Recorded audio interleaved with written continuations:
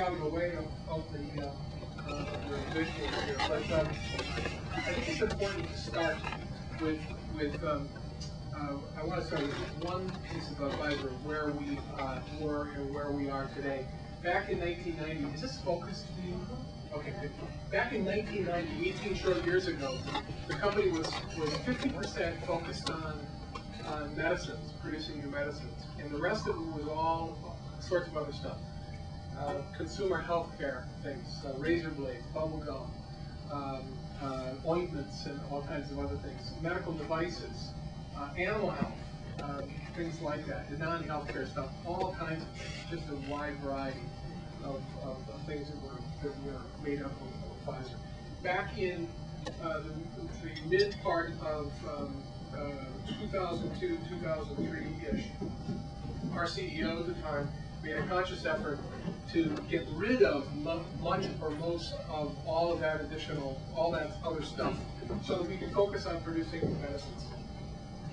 And because all that other stuff is a distraction, bubblegum and razor blades does not, help you make new medicines. It is a distraction. And back in the end of 2006, we sold off our consumer healthcare division to Johnson & Johnson.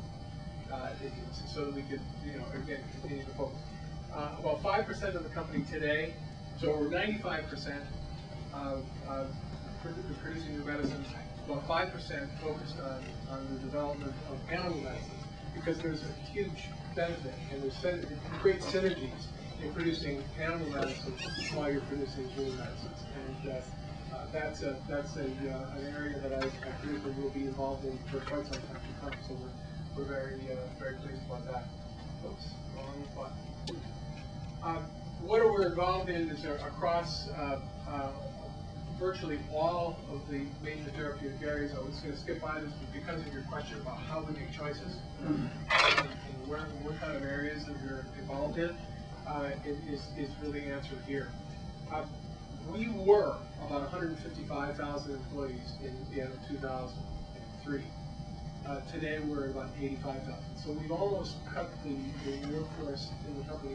We've shrunk by half, essentially, because of many of the pressures that exist in the industry today. Our R&D budget is the largest in the world. It's about $7.6 billion. This is the R&D is measured from the lab bench, the basic biology and chemistry, to phase 3, and when things come onto the market. That is the realm of research and development. To give you an idea about what $7.6 billion is, the National Institutes of Health budget is about a little over $29 billion, so about a quarter of that budget. Our neuroscience budget for Alzheimer's disease, schizophrenia, depression, etc., is about $1 billion. And in comparison, National Institute for Mental Health is just about $1 billion, about a little bit under $1 billion, just to give you some benchmark for where we are in the expenditure. Because of our downsizing over the last 3-4 years, we've just recently exited from a couple of areas, unfortunately, that are highlighted here, gastrointestinal and dermatology. We've begun to eliminate those programs over time. We're not investing any further. But all of these other major areas, from anti-infectives and antibacterials, is a hugely important issue today. Is a very complex global environment. We're still very much in that game, and we're one of the only large pharmaceutical companies that is. Central nervous system, of course, growing presence in oncology, pain, etc. Very broad collection of therapeutic areas. And so, in answer to your direct answer to your question, we are in these areas usually for historical perspective. We're also in areas that, of course, have the greatest benefit.